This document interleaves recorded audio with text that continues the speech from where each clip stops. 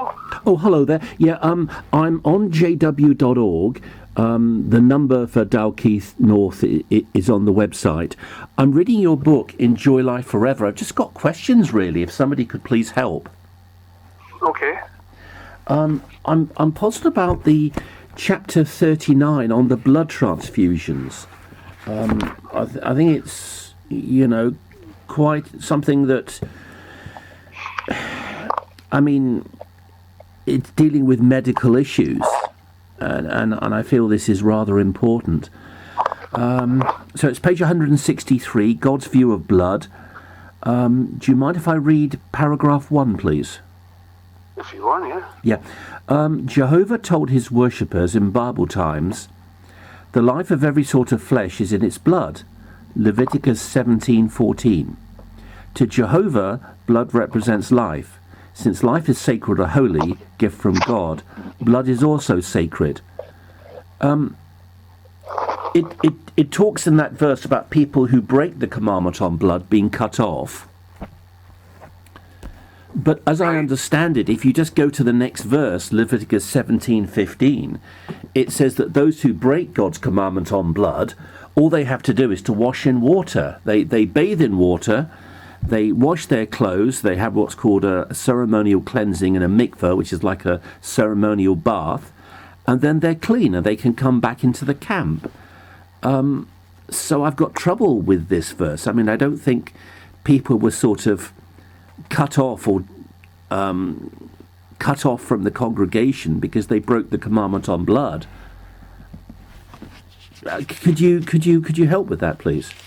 No, off the top of my head, I couldn't. I would need to look into it, but yeah. To be perfectly honest. Shall I just read it to you? It talks about Leviticus 17. Well, if I could stop you there, you know how we go on our door-to-door work? Yeah.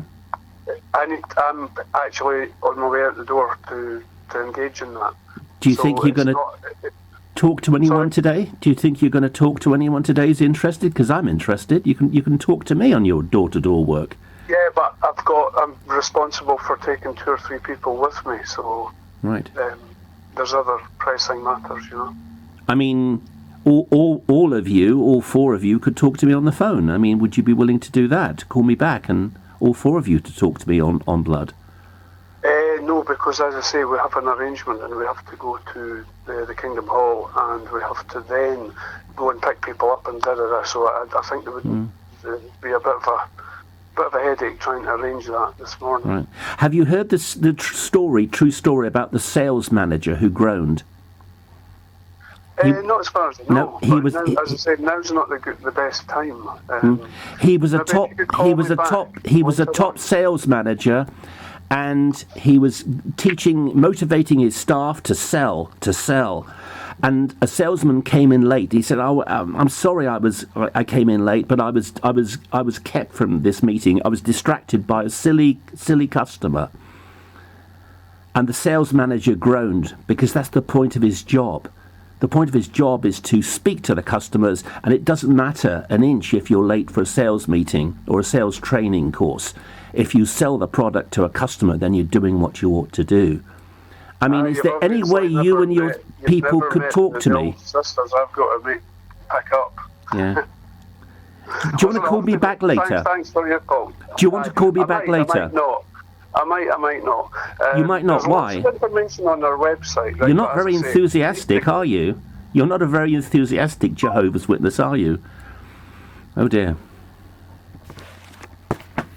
Well, I never got on to Deuteronomy 14:21. I would have liked to have got on to that verse where it talks about strangers living amongst the Hebrews in the land of Israel. There are strangers in your midst. They're not part of Israel, but they're coming in and they've lived amongst you. And it says that if an animal has died on its own, or it's been torn to death, it's been killed by another animal, and obviously it has not been ceremonially bled, so it would have blood in it. Deuteronomy 14:21 says you can sell that animal to the stranger who lives in your midst. Well, obviously they would eat the animal, and then they would have a ceremonial washing to comply with Jewish law, because they lived amongst the Jewish people, so they had to comply with the law. And you simply had a bath, ceremonial washing, and then you were clean. That evening you were clean and came back into the camp.